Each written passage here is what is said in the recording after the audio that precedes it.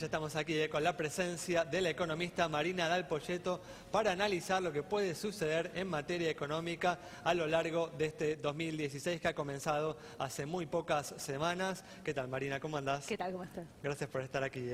Bueno, Marina, vamos a comenzar analizando lo que puede suceder con el nivel de actividad. ¿Esperás crecimiento? ¿Esperás una contracción para este año?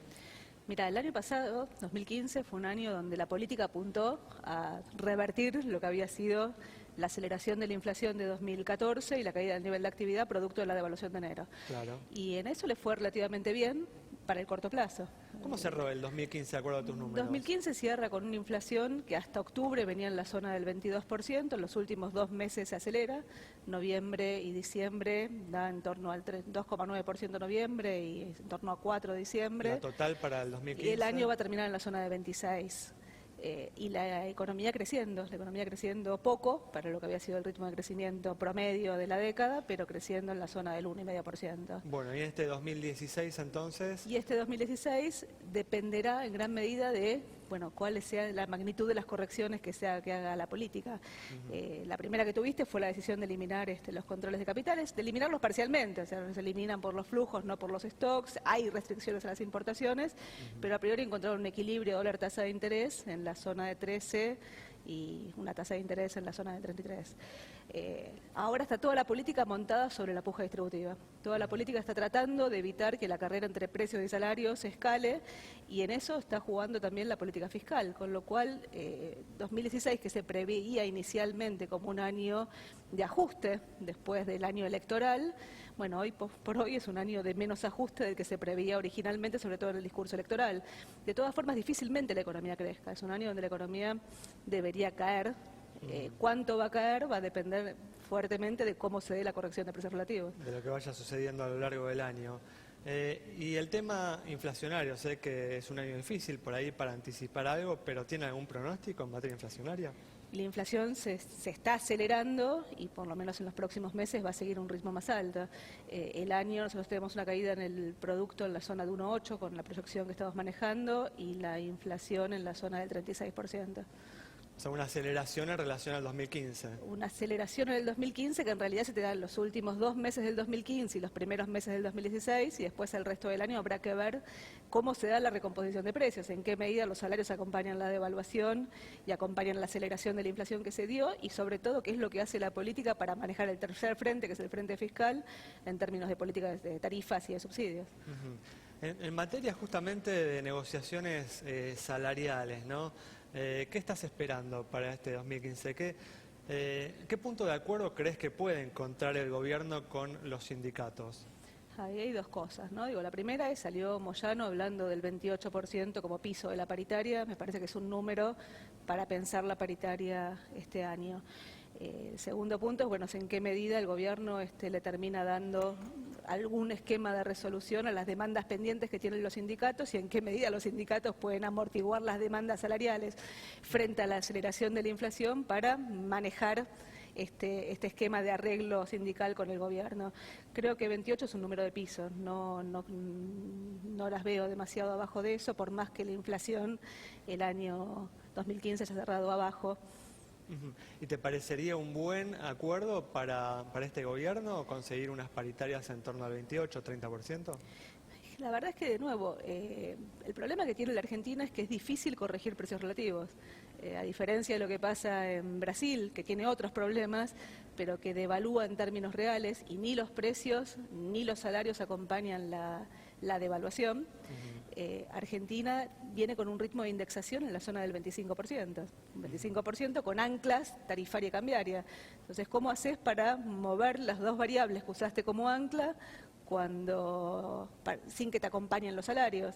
Bueno, ahí lo tenés al gobierno, de nuevo, manejando fuertemente la discusión sobre la puja distributiva, negociando con las empresas precios sujeto a la apertura, o sea, te protejo el mercado si no subís los precios. Bueno, y ahí lo que estamos viendo es alguna moderación en el ritmo de aceleración de inflación que habías tenido hasta la tercera semana de diciembre, pero lo que hay que ver es cómo viene esta dinámica hacia adelante. Es más política que otra cosa y te ves a la política de nuevo concentrada en este vértice Tal cual. de la discusión. Estás igual sembrando dudas sobre una de las promesas, ¿no?, que ha hecho el nuevo gobierno, ¿no? A lo largo de la campaña y bueno, en el inicio de su gestión, incluso, ¿no? En las gacetillas que publica el Banco Central, ¿no?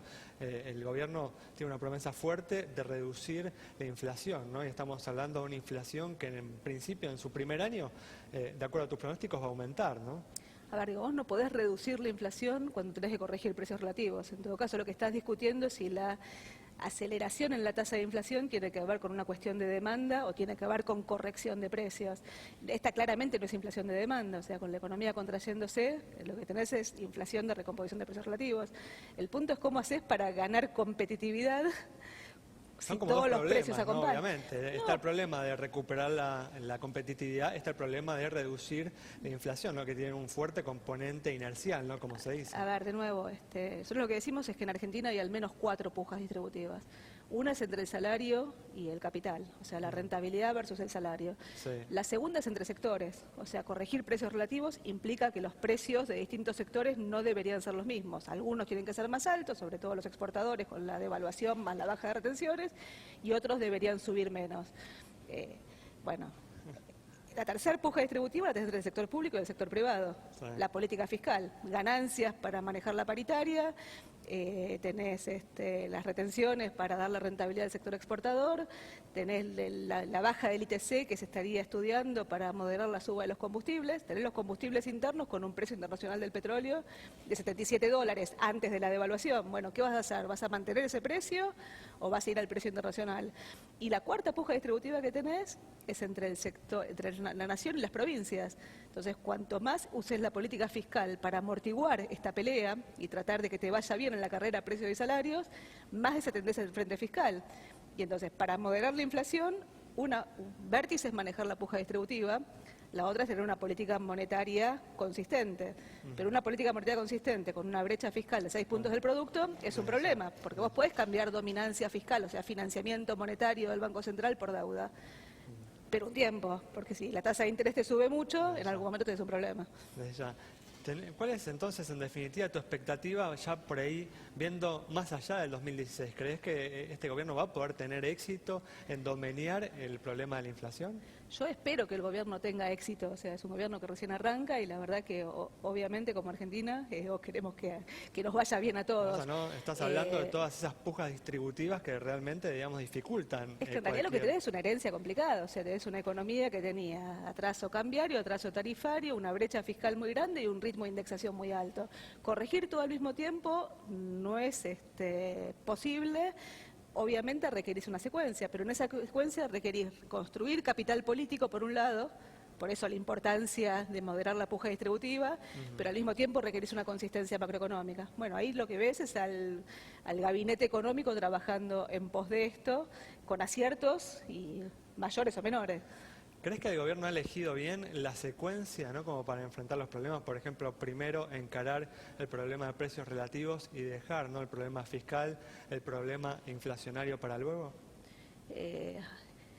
Yo creo que si vos no encarás, o sea, de nuevo, manejar con la política monetaria el problema inflacionario únicamente, cuando tenés pendiente una recomposición de precios relativos, es inconsistente o es consistente únicamente con una depresión profunda de la economía. O sea, en 2002...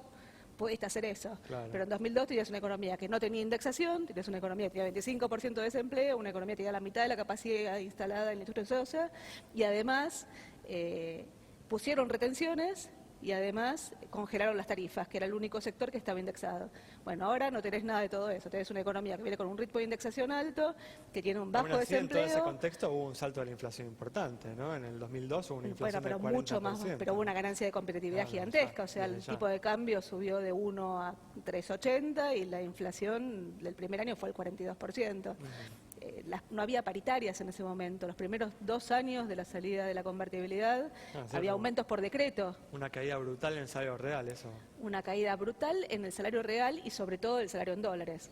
Para que la devaluación tenga éxito vos necesitas que baje fuerte el salario en dólares y menos el salario real. Ahora, el punto es cómo haces para coordinar los precios sectoriales y ahí requerís definiciones de políticas, sobre todo cuando aparte tenés que subir las tarifas para bajar el déficit fiscal. Es un rompecabezas complicado. Muy bien, bueno Marina, muchas gracias No, por haber gracias a estado con vos. nosotros.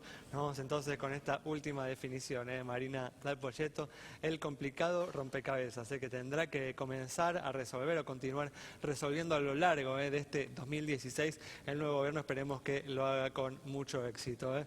Cerramos así este programa, nos reencontramos el próximo miércoles a las 20:30 aquí en Metro.